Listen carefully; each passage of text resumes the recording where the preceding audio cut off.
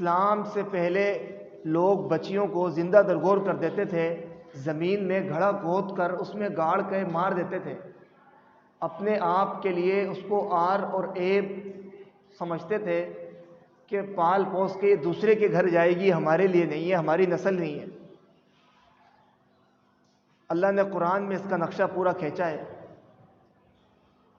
اور فرمایا آپ علیہ السلام اسلام نے آ کر بہن بیٹیوں کو عزتیں دی، پردہ دیا اور گھر کی عزت بنایا، نہ کہ اس کو بازار کی زینت بنایا۔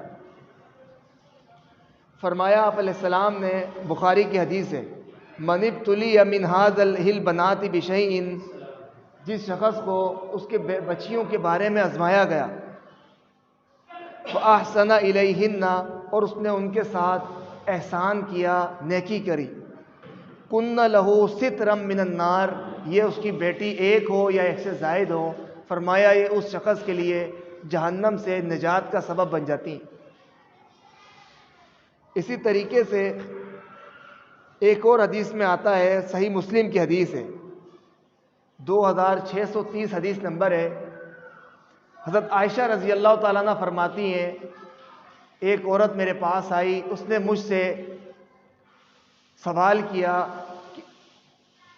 صدقے کا، زکوٰۃ کا، اللہ کے نام پہ، تو میں نے اس کو 2 کھجوریں دے دی۔ اس نے وہ 2 کھجوروں میں سے ایک کھجور کے 2 ٹکڑے کیے اور اپنی دونوں بیٹیاں جو اس کی چھوٹی چھوٹی بچیاں تھیں ان کو کھلا دی۔ اس کے بعد اسی اثناء میں اس نے سوچا کہ میں دوسری کھجور کھاؤں، دیکھا کہ اس کی جو بیٹی ہے، بیٹیاں دونوں بیٹیاں ہیں، وہ دوبارہ اس دوسری کھجور کو بھی دیکھ رہی ہیں، تو اس نے اس دوسری کھجور کو بھی توڑا اور وہ دوسری کھجور بھی اپنی دونوں بچیوں کو کھلا دی۔ حضرت عائشہ رضی اللہ تعالیٰ عنہ فرماتی ہیں کہ مجھے بات بڑی حیران کن ہوئی اور بڑا تعجب آیا۔ اللہ کے نبی آئے تو میں نے اللہ کے نبی کو یہ واقعہ بتایا، تو آپ علیہ السلام فرماتے ہیں ان اللہ قد اوجب لہا بها الجنہ، بے شک اللہ رب العالمین نے تحقیق واجب کر دیا ہے اس عورت کے لیے اس کے اس عمل کی وجہ سے جنت کو، وَآتَقَهَا بِهَا مِنَ النَّارِ، اور اس کے اس عمل کی وجہ سے اس کو جہنم سے آزاد کر دیا ہے۔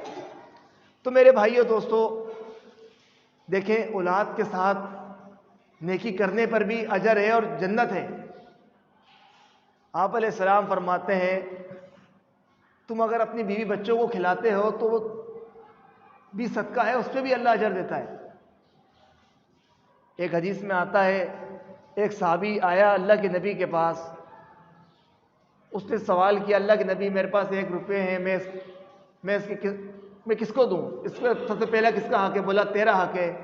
بولا پھر کس کا حق ہے؟ بولا تیرے بیوی بچوں کا حق ہے۔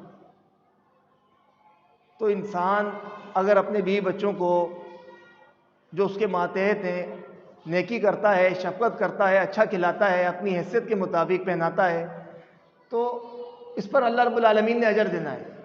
ہر ایک انسان جمع کر کے رکھتا رہتا ہے تو وہ اس کے کام نہیں آتا۔ آپ علیہ السلام فرماتے ہیں، صحیح ترین حدیث ہے، کہ انسان کہتا ہے میرا مال ہائے مال، لیکن اس کا مال وہ نہیں ہے کہ جو اس نے جمع کیا، بلکہ اس کا مال صرف وہی ہے کہ جو اس نے کھا لیا اور فنا کر دیا، یا پہن لیا اور بوسیدہ کر دیا، یا پھر اللہ کے راستے میں دے کر ذخیرہ کر لیا۔ اس نے اس کے علاوہ اگر کوئی اور عمل ہے، کوئی اور جو مال جو باقی ہے، فرمایا آپ علیہ السلام نے وہ اس کا نہیں ہے، بلکہ وہ جانے والا ہے، چھوڑ کر مر گئے، وہ اس کے وارثوں کا ہے۔ تو انسان کا اپنا عمل کیا ہے، مال کیا ہے؟ جو کھا لیا یا پہن لیا یا جو اللہ کے راستے میں دیا۔ اسی طریقے سے عثمان غنی رضی اللہ تعالیٰ عنہ نے پوچھا اللہ کے رسول سے کیا نیا کپڑا پہننا بھی تکبر ہے؟ فرمایا نہیں، ان اللہ جمیل یحب الجمال، اللہ خوبصورت ہے، خوبصورتی کو پسند فرماتا ہے۔ نیا کپڑا پہننا یہ کوئی تکبر کی علامت نہیں ہے۔ تکبر کہتے کس کو ہے؟ حق بات سن کر ٹھکرا دینا اور لوگوں کو کمتر یا حقیر سمجھنا۔